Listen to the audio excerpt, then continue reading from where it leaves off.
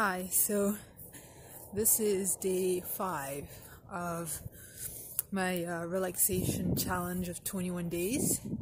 And this day, today, well, a few days ago actually, I tried out the whirling meditation technique by Osho.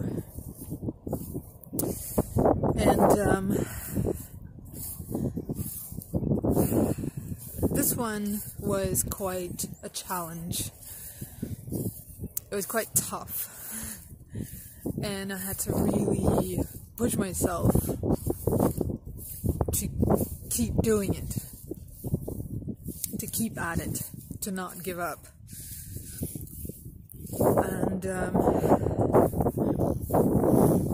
I found that what this technique does is that it brings out and it shows you very nicely what the mind, and especially fear, does to the body. Because within this whirling, basically spinning around your own axis really fast, what it brings up is, well, for me, it brought up a lot of nausea. I felt quite nauseous a lot of the time, and a lot of the time I had to stop and kind of sit down, and so that I wouldn't throw up, and then kind of just push myself to try again, keep going. Because even though there was the nausea and it was unpleasant and uncomfortable, I did see that there was a potential there, and I did see that it was necessary for me to push through, that there was really something there. Because what I realized is that the nausea was essentially coming from thoughts. Every time, essentially, that I saw my mind going into thinking, and I was just, how that automatic engine of your mind just goes on thinking and thinking, and it just doesn't really ever stay still, or it doesn't ever really go quiet. It just doesn't want to just be quiet. It's this automatic machine, and every time it just kept generating thoughts, just random stuff. That's when the nausea would come up, because I also realized that the mind actually tends to try to fixate on what you see with your eyes. Like, it uses the picture reality to generate those thoughts, to sort of anchor your thoughts into reality. And when you're whirling, when you're spinning around, you don't get to focus on anything. You don't get to fixate your eyes on anything. So your thoughts have no anchoring point. And that's when you start feeling like you're sort of drifting in a storm at sea, like there's no stability. And you're just in the eye of the storm, and you don't know which way is up or down. Your thoughts have nowhere to anchor, and you inside yourself are nowhere to be found, because you are entirely lost in these thoughts that just come up and keep generating themselves like a machine. And so what this meditation technique essentially forced me to do was to become my own anchoring point, to really find a point of strength and power and assertiveness inside of myself, where I become the eye of the storm, and I push through the storm, and I say, no, this is not me. I am here, to really push my awareness, my presence, me, through everything, to quiet that storm, to quiet the nausea, to not let it affect me, to be the stability, to be the voice inside of me that says, I am here. I decide who I am. I decide what I'm going to be influenced by and what not. I am not these thoughts. I am not this nausea. I am not this instability. I am not this storm. I'm not this lostness.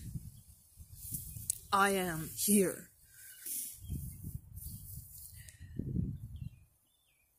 And so from that perspective, this meditation technique was quite needed, because the thing is that that's kind of the thing that you tend to avoid, that it's the place where you don't really want to go, to really have to push yourself because your mind is this machine that knows your weaknesses. It knows, exactly what it needs to do to get you to take a back seat inside yourself and to accept yourself as disempowered, to where even when, even throughout this journey of finding ways to relax and assisting and supporting myself to quiet the mind, even throughout all of this, I have not truly pushed myself the way that I had within this meditation technique. I have not truly forced and pushed myself in this specific way, because at the end of the day, I don't want to go there. At the end of the day, there's always that point of fear or resistance inside myself of, I don't really want to do what is truly necessary to be done, or what I truly need to do in order to bring my awareness forth, in order to really stand and take that stance of, I am not thoughts, I am not the mind, I am here, I decide who I am.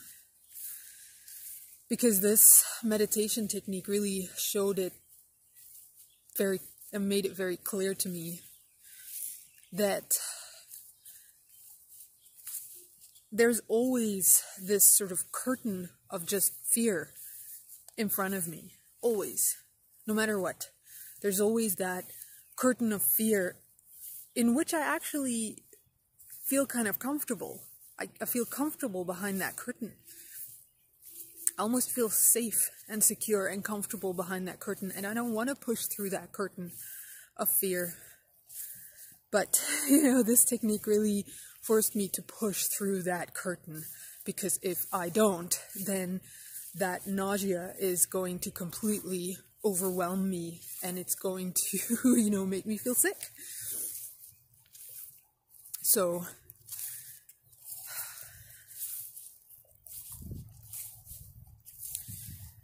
it was a challenge, this one, but a much needed one.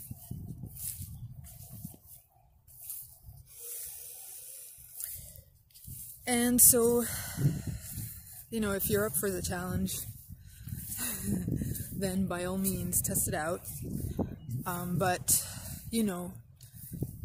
I'd say also be careful in a way and find that fine line between being kind to yourself and pushing yourself, where, there were times when I did have to sit down for a moment.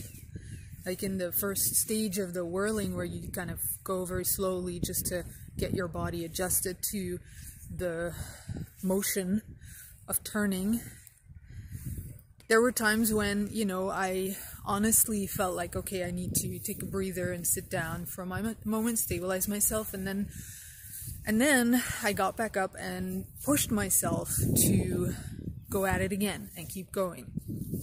So it's to not, push yourself beyond your honest limitations, but to, just keep it real with yourself and know when to take a breather, support yourself, when to push through, when you know that, you can't give in to resistance because there is something here and it's going to push you and it's going to challenge you, but it's what you need to bring through your voice, to bring through who you are as a being, to really take your stand inside of yourself and stand as those words, I am here, this is me.